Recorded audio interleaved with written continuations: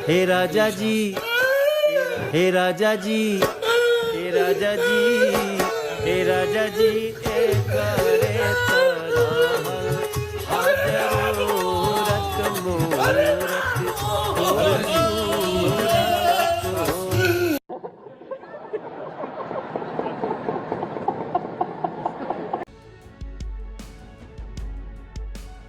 आप साइकिल हाथ में लिए चल रहे थे सब लोग, छोटी वाली साइकिल क्या बोले समय का पहिया घूम गया है। हम जीतेंगे तो चुनाव को ठीक बताएंगे, नहीं तो फर्जी बताएंगे, चाहे जो कर लो। जैसे अवधेश जी ने कहा हमारे लड़के जिताओ तो हम सांसद रहेंगे, हम भी छोड़ देंगे। जीतेंगे तो कहेंगे सुधाकर ने जग जीत लिया, ठीक बात, लेकिन हार जाएंगे तो कहेंगे चुनाव ही फर्जी है। अमिताभ जी देखिए, मिल्कीपुर में हमारे पास जो बेस्ट ऑप्शन था वो अवधेश प्रसाद जी के ही बेटे थे, वही बेस्ट ऑप्शन थे।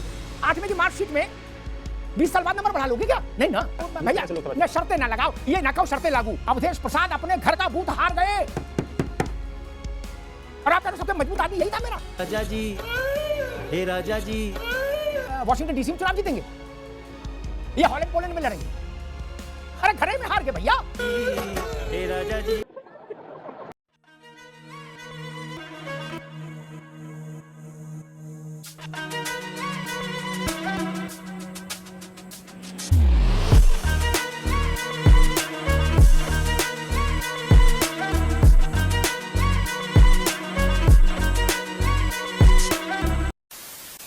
नमस्कार दोस्तों, स्वागत है आप सभी का। आप देख रहे हैं खबरी शो।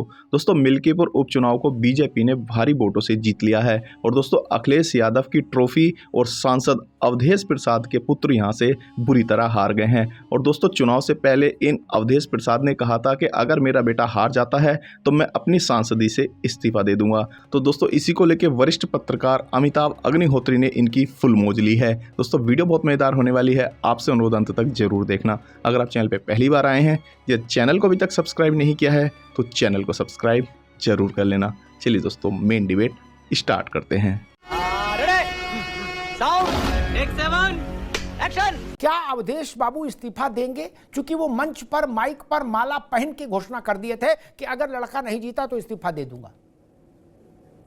नवेश को जी बिल्कुल, जनता इस बात का इंतजार करेगी क्योंकि उन्होंने सार्वजनिक मंच पर यह बात कही थी और जाहिर सी बात है कि बड़े वरिष्ठ नेता हैं, उनकी जबान के पक्के नेता हैं, उन्होंने कई बार इस बात को दोहराया है। तो इस बात की लोग उम्मीद करेंगे या वो अपना कमिटमेंट पूरा करेंगे। हम लोग कुछ दिन पहले मिल्कीपुर पर एक चर्चा कर रहे थे तो मुझे ध्यान नहीं, समाजवादी पार्टी के मित्र थे जो, तो उन्होंने कहा था कि मिल्कीपुर के परिणाम आ जाने दीजिए, योगी आदित्यनाथ हटा दिए जाएंगे। क्या मिल्कीपुर का परिणाम आ गया? क्या कहता है मिल्कीपुर? और एक ताजा आंकड़ा, मतलब ताजे रेफरेंस के लिए पुराना आंकड़ा दे दूं, लोकसभा के चुनाव में समाजवादी पार्टी यानी अवधेश बाबू मिल्कीपुर विधानसभा से 7,000 की लीड लेके आए थे। कितने की? 7,000 की। वहां भाजपा ने 61,000 से हरा दिया। राजा जी, हे राजा जी।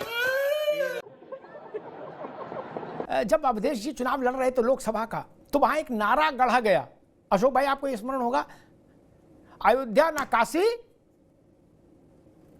यहां चलेगा पासी। क्या ये नारा लेके आए थे अवधेश बाबू और जीत भी गए थे।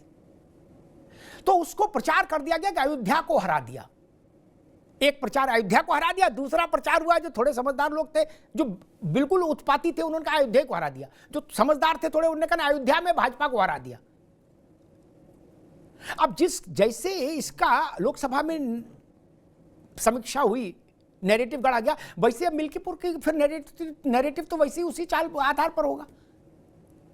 क्योंकि इतनी समझदारी तो किसी ने दिखाई नहीं कि कोई माई का लाल अयोध्या नहीं जीत सकता, कोई अयोध्या को चौसर पे लगा सकता है। जो आपका पोस्टर बॉय है, विवाद बॉय है, अखिलेश जी के हैं, अवधेश जी, उनको इस्तीफा देना पड़ सकता है क्योंकि उन्होंने ऐलान किया था ऐसा, और नहीं देंगे तो वचन जाएगा, इधर कुआं उधर खाई। समझ गया मैं।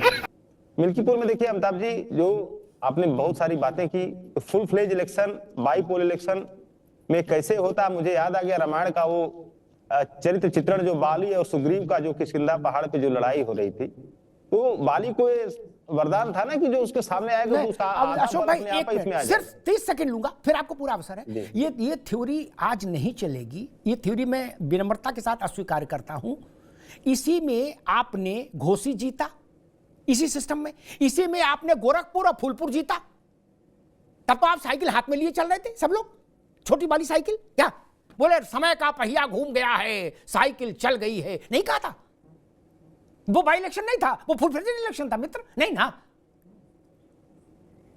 कहा था ना, माला पहनी थी ना। तो मिल्कीपुर की पराजय को सीधे सीधे स्वीकार करने का साहस क्यों नहीं दिखा रहे? आपने गोरखपुर में अपनी जीत का सेहरा लिया था, फूलपुर में लिया था ना। तो जब लिया था, घोसी में लिया था, आपने मेरे साथ 100 बहस में कहा होगा, अमिताभ जी घोसी में पूरी सरकार पड़ी रही, 2-2 डिप्टी चीफ मिनिस्टर और राजभर, और क्या हुआ? हाँ, सच बात थी। तो आज मिल्कीपुर पे मान लेना चाहिए, क्या समस्या है? काहे लड़ाई लड़े? नहीं, कड़वा कड़वा तू और मीठा मीठा कब घोसी जीते तो बोले हम थे इतने पराक्रमी, ये मिल्कीपुर हार गए 61,000 से। अरे बोले झुट्टे चुनाव है। समाजवादी पार्टी इस देश में अनंत काल तक किसी भी चुनाव को सही नहीं मानेगी जिसमें वो ना जीते। एक लाइन क्लियर हो गई, हम जीतेंगे तो चुनाव को ठीक बताएंगे, नहीं तो फर्जी बताएंगे, चाहे जो कर लो। लो कर लो, क्या कर लोगे? बोलने से रोक दोगे? हम बोलेंगे फर्जी है चुनाव, नहीं तो हमें जिताओ। जिसे अवधेश जी ने कहा हमारे लड़के जिताओ तो हम सांसद रहेंगे, हम भी छोड़ देंगे। राजा जी, हे राजा जी। समाजवादी पार्टी ने मुझे लगता है लाइन खींच ली है। गोरखपुर में हम जीतेंगे तो हम कहेंगे चुनाव असली है, फूलपुर में जीतेंगे तो असली है, घोसी में जीतेंगे तो कहेंगे सुधाकर ने जग जीत लिया, ठीक बात। लेकिन हार जाएंगे तो कहेंगे चुनाव फर्जी है। लोग योगी आदित्यनाथ की विदाई की तारीख पहले बताए थे कि 4 जून है लोकसभा चुनाव के परिणाम। फिर कुछ घटनाएं घटी, उनसे उम्मीद बंधी। फिर मिल्कीपुर से उम्मीद थी कि मिल्कीपुर का परिणाम आएगा तो अब की तो बिल्कुल फाइनल हो जाएगा। मिल्कीपुर 61,000 से जीत गए। समाजवादी पार्टी यहां 7,000 की लीड लेकर आई थी लोकसभा में, इस विधानसभा क्षेत्र में। भाजपा ने 61,000 से ज्यादा से जीत दर्ज करा दी। अब क्या आपको अब सेकंड थॉट के तहत ऐसा लग रहा है, क्या पार्टी को ऐसी कोई फीलिंग आ रही है कि अगर अवधेश प्रसाद के लड़के को टिकट नहीं देते, भाई पिता सांसद था ही, तो कि लड़का भी उसी इलाके में विधायक बन जाए, इसकी क्या जरूरत है? अमिताभ जी देखिए, मिल्कीपुर में हमारे पास जो बेस्ट ऑप्शन था वो अवधेश प्रसाद जी के ही बेटे थे, वही बेस्ट ऑप्शन थे। इसके अलावा पार्टी को जो बेहतर से बेहतर प्रदर्शन करना था, पार्टी ने बेहतर से बेहतर प्रदर्शन किया। मामला क्या था? फुल फ्लेज चुनाव।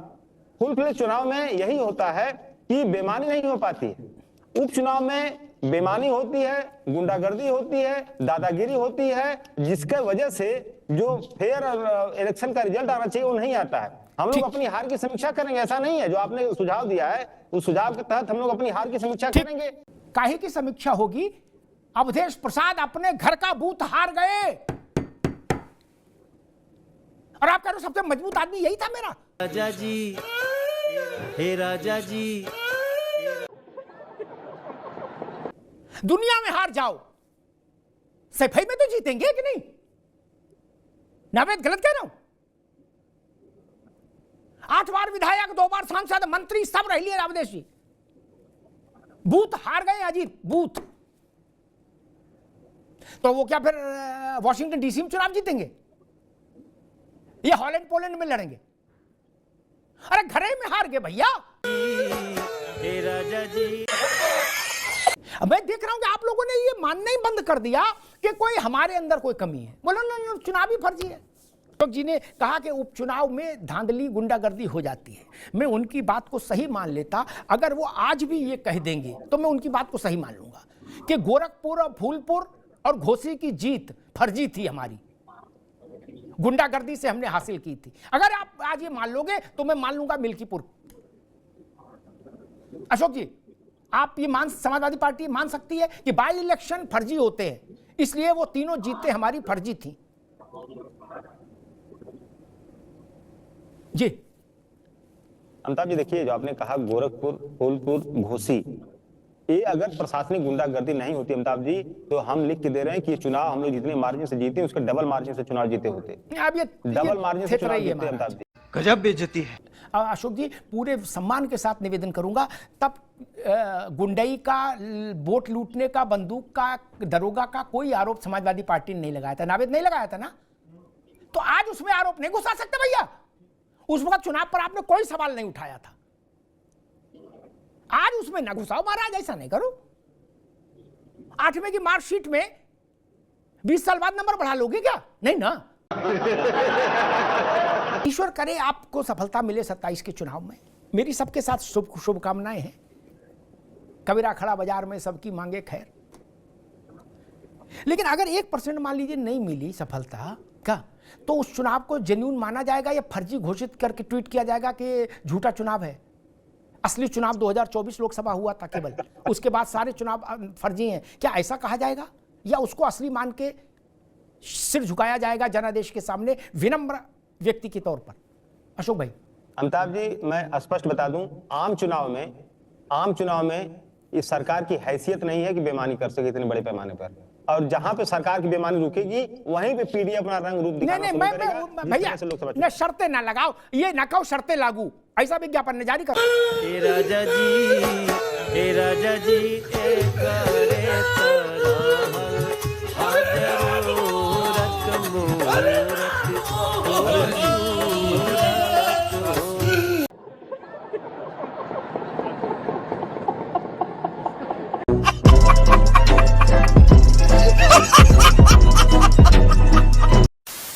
तो दोस्तों इस वीडियो में इतना ही। अगर आपने वीडियो अंत तक देखी है तो उम्मीद करता हूँ आपको वीडियो पसंद आई होगी। वीडियो के बारे में आपकी जो भी कोई राय है कमेंट्स करके जरूर बताएं। वीडियो को अंत तक देखने के लिए आप सभी का बहुत बहुत धन्यवाद।